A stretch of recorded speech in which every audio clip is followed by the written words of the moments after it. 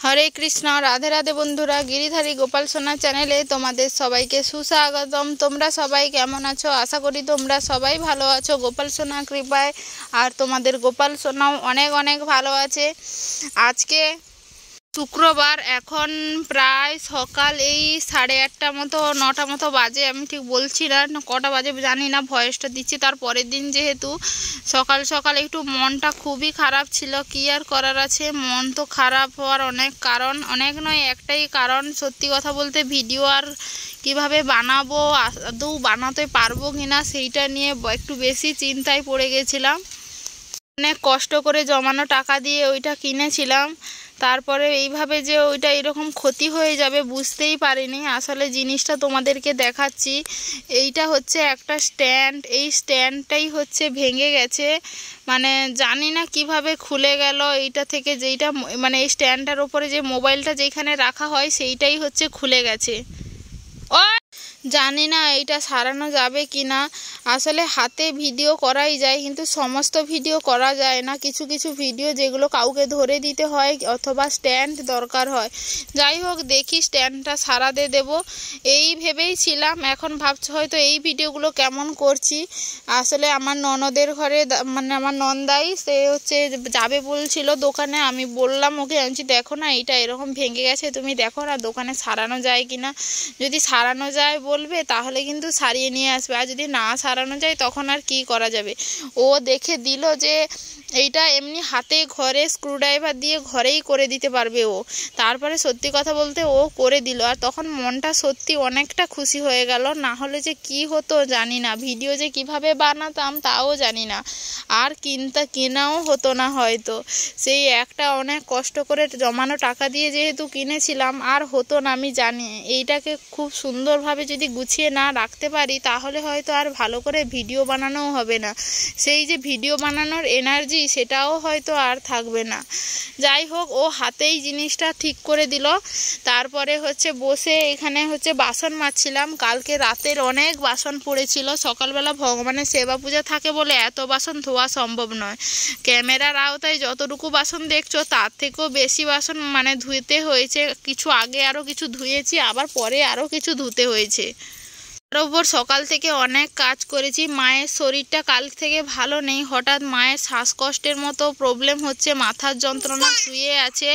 সকালবেলা উঠে ভগবানের সেবা পূজা করে গরুর যে রাতে থাকে গোয়াল, সেই গোয়ালটা পরিষ্কার করেছি, গরুকে খেতে দিলাম। আবারও অনেক কাজ আছে, রান্না বান্না, থালা বাসন, সে ঘরে আমিষের থালা বাসন নিরামিষের থালা বাসন সমস্ত কিছু একে একে ধুয়ে রাখছি। তারপর ফ্রিজটাও নোংরা হয়েছিল সমস্ত। ফ্রিজে সেদিন রথযাত্রা উপলক্ষে যেহেতু অনেকগুলো রান্না হয়েছিল, সব তো একদিনে খাওয়া হয়নি, কিছু থেকেও গেছিলো। ফ্রিজটাও অপরিষ্কার হয়ে আছে, ফ্রিজটা পরিষ্কার করলাম, ফ্রিজের সমস্ত জিনিস বের করে টুকিটাকি A to Z সমস্ত কিছু ধুলাম। তা বাদেও সকালে ভগবানের যে সেবা হয়েছিল কাঁসা পেতলের জিনিস, প্রদীপ, জলশঙ্খ, তারপরে ঘণ্টা আর যত যাবতীয় জিনিস আরতির জন্য লাগে সেই সমস্ত জিনিসই পীতাম্বর পাউডার দিয়ে মেজে পরিষ্কার করি। আমি প্রতিদিনই কাঁসা পেতলের জিনিস পীতাম্বর পাউডার দিয়ে পরিষ্কার করি। আর ভগবানের জিনিস একটু পরিষ্কার পরিচ্ছন্ন থাকলে কিন্তু দেখতেও কিন্তু বেশ ভালোই লাগে।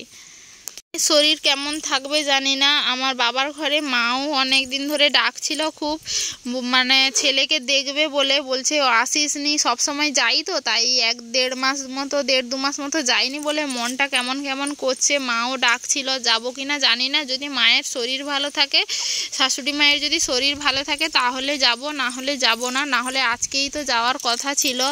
দেখি মায়ের শরীর কেমন থাকে না থাকে। মা বলছিল তাও সকালবেলা, বলছে তুমি চলে যাও।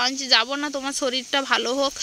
বলছিল একটু ভালো আছে বা কালকের থেকে একটু ভালো আছে, দেখা যাক কাল কি হয় না হয়। বিকালবেলা যদি ভালো থাকে অবশ্যই বাবার বাড়ি থেকে একবার ঘুরে আসবো ছেলেকে নিয়ে। তারপরে গোটা ঘরটা একটু নেতা দিয়েও রেখে দিয়েছিলাম। গোটা বাড়িটাও তো মানে ফাটাফুটি আরম্ভ হয়ে গেছে। একটু মাটি করে পুরোটা দেব না, অল্প কিছু কিছু করে গোটা বাড়িটা হালকা হালকা করে একটু নেতা দেব, তেমন বেশি করে দেব না। তারপরে আবার দুপুরে রান্না বান্না তো অবশ্যই আছে, কি রান্না করব জানি না। সবজি আমান্নটা করে রেখে দিতে হবে। সবজি আমান্নটা করা থাকলে অনেকটা কাজ কিন্তু এগিয়েই থাকবে। কথা বলতে বলতে ঠাকুর ঘরটা মোটামুটি নেতা দেওয়া হয়ে গেল। এবারে হচ্ছে ওই রান্নাঘর আরও নেতা দিয়ে একেবারে চলে যাব জল আনতে। দেখতে পাচ্ছ গোটা বাড়ির নেতা দেওয়া হয়ে গেছে। এক বালতি জল ও কলের জল নিয়ে এসেছি। এই যে দেখতে পাচ্ছ এই ছোটো বালতিটা, এক বালতি জল নিয়ে এসেছি। আমার বাড়িতে মোটামুটি এক বালতি জলে সুন্দরভাবে রান্না হয়ে যায়। যখন বেশি জল থাকে অবশ্যই জলটা বেশি খরচ হয়, কিন্তু এইটুকু জলে বেশ ভালোই থাকে। এইখানে রান্নার সমস্ত জিনিসপত্র উল্টে রেখে দিয়েছিলাম। এখন জল বালতিতে একটা ঢাকনা দিয়ে দিই। রান্না যেহেতু এখন করব কি পরে করব তার কোনো ঠিক নেই। চলো একটু ফ্যানের তলায় বসা যাক।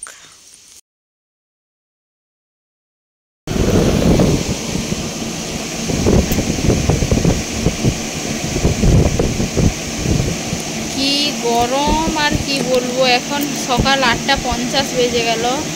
প্রচুর গরম। বৃষ্টি 2 দিন 2.5 দিন মতো বৃষ্টি নেই, মেঘলা হয়ে আছে, কিন্তু খুব গরম।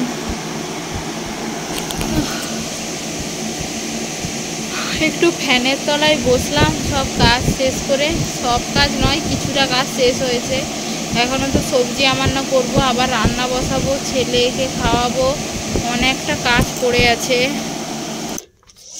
সেই সকাল থেকে উঠে মোটামুটি কাজ টানা চলছে। একটু বসেছিলাম, ওই ছেলে যখন খাইয়েছিলাম তখন একটু বসেছিলাম, না হলে সেই ততক্ষণ থেকেই মোটামুটি চলছে। গরুর গোয়াল টোয়াল পরিষ্কার করলাম, গরুকে খেতে টেতে দিলাম।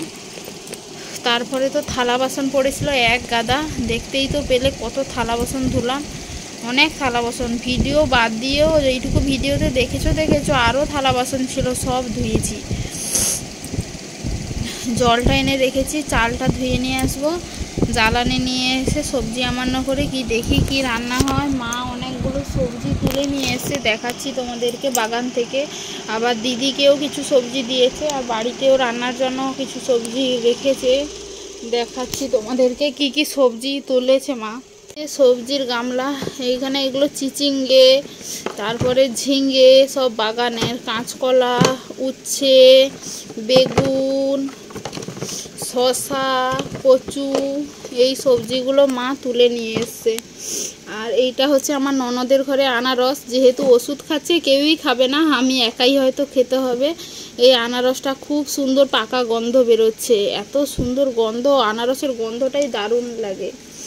আর এই যে কর্নগুলো দেখছো না, এই কর্নগুলো আমার জেঠি শাশুড়ির ঘরে, মানে আমার জেঠিমা দিয়ে গেছে। এই কর্নগুলো ছেলেকে সেদ্ধ করে করে দেই। দেখি এই সমস্ত সবজিগুলো দিয়ে কি রান্না করা যায়। ভেবেছি আলু, উচ্ছে আর বেগুন দিয়ে একটা চচ্চড়ি করব। কচু আছে যেহেতু একটা টক করব ভাবছি, অনেক দিন হয়েছে টক হয় না, প্রত্যেক দিন সেই ঝোল ঝোল হচ্ছে। একটু টক করব, তেঁতুল টক করব না আমসি টক করব না লেবু টক করব, সেটাই দেখতে হবে। বেশি কিছু রান্না করব না, খুব গরম লাগছে গো, পারছি না। না আছে মাথায় টিপ, না আছে তিলক, না আছে সিঁদুর, মানে সবই উঠে গেছে এই গরমে ঘামের জ্বালায়। চলো কি কি রান্না করি না করি সব কিছুই তোমাদের সাথে শেয়ার করব, ভিডিওটা থাকতে থাকো। জানি তোমাদের সাথে রান্নার ভিডিও সমস্ত কিছু শেয়ার করব, আর হয়ে উঠলো না। মানে উনুনটা সবে ধরিয়েছিলাম, আমার ননদ ফোন করে বলছে যে আইসিডিএস স্কুলে তোমার আধার কার্ড নিয়ে যেতে হবে। বললো ছেলের আধার কার্ড, ছুটে ছুটে নিয়ে গেলাম। তারপর জানলাম যে ছেলের নয় আমার। ছবিও তোলা ছিল না, হাজব্যান্ডকে বললাম পাঠাতে, পাঠিয়ে এলো। যদিও টাইম যেহেতু পেরিয়ে গেছে হলো না, ভাত বসিয়ে দিয়ে চলে গেছিলাম। মা চান করে এসে দেখি ভাতটা মানে গড়িয়ে দিয়েছে, ফ্যানটা ঝাড়িয়ে দিয়েছে। তারপর বসছি রান্না করতে, ছেলেকে খাওয়ালাম তার ভিতরে। আর শেয়ার করা হয়নি, মানে পটল ভেজেছি, টক করেছি, তারপরে তোমার ঝিঙে ভাজা করেছি, আর বসছে তোমার আলু উচ্ছা বেগুন দিয়ে যে সবজিটা করব, চচ্চড়িটা করব, সেটাই শুধু বসছে। আর ফ্যানের তলায় একটু বসে পড়েছি, খুবই গরম।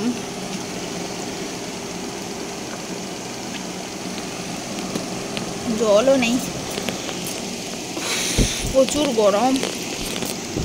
এখন বাজে 11:15। হোক চলো।